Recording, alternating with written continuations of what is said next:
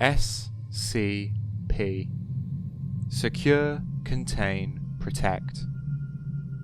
SCP is the umbrella term for a community writing project, stemming from a 4chan post in a paranormal forum in 2007.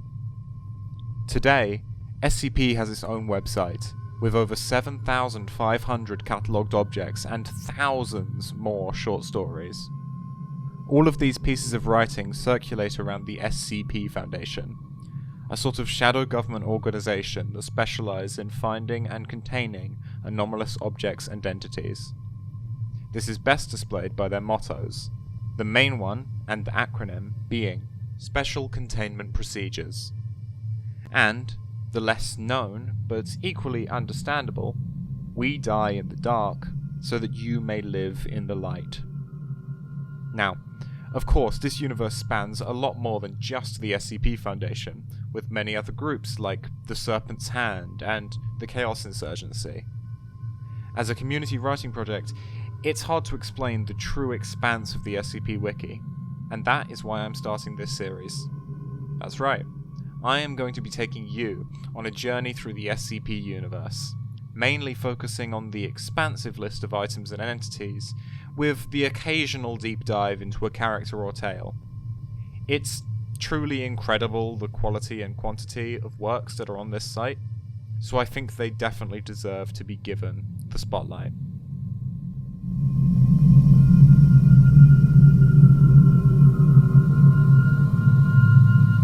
For an organization as big and important as the Foundation, it would be impossible to work without a proper hierarchy. And that is what I'm going to be attempting to explain today. Now, the Foundation hierarchy, whilst it may not be important to every single story, it's still pretty important to understand so that you can, have a better idea of the world and the actual main Foundation. Obviously, the main Foundation is the main point of all of the actual SCP articles. The vast majority, overwhelming majority, are housed within the Foundation, and by understanding the hierarchy at work, keeping these things contained, you should be better able to understand how exactly it is able to function as usually well as it does. The top of the top is the O5 Council. These are the highest administration. Usually 12 figures, ranging from names 051 to 0512. Now, the actual identities of these individuals changes from story to story, and it's one of those things that, whoa, headcanon. Check out the last video. And another thing, sometimes, in some continuities and some canons, there may be 13 O5s. But that's a story for another time. The O5 Council have access to all information, unlimited, unredacted access to the SCP database, and whilst they are uninvolved in the routine aspects of the Foundation, they have the final say in anything they wish to have the final say in. And once again, their names, roles, the number of them, it's very classified. The Ethics Committee is sometimes seen as a little bit of a joke within the SCP Foundation, considering how unethical a lot of things can be deemed. However, the Foundation does hold itself to some ethical standards, and these ethical standards are decided entirely by the Ethics Committee. While the Foundation often sidesteps moral quandaries, the Ethics Committee ensures that only the most necessary sacrifices are taken, and where there is a way to do things more ethically, that way is done. The Ethics Committee can, however, be seen to be quite authoritarian, in that they will always be keeping an eye on things that are happening around the Foundation and making sure they're up to scratch. Whether or not this is a good thing is consistently up for debate. The final administrative power within the Foundation is the Record Keeping and Information Security Administration. This department is responsible for keeping all the database information secure and intact. They control access to information and maintain backups of the entire SCP database.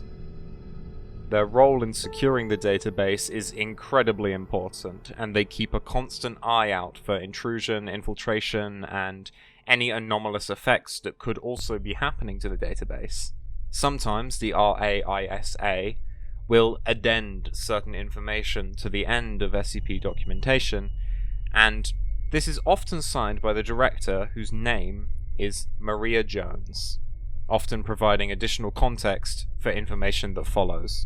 While aspects of the Foundation's hierarchy might not be apparent in every single document, it is important to understand that they're always working in the background, and work they do.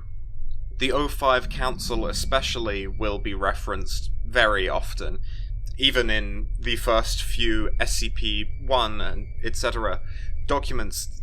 The O5 Council are all over the place, because they really are the big wigs up in charge, and they are probably one of the more interesting aspects of the SCP Foundation if you ignore the SCPs themselves.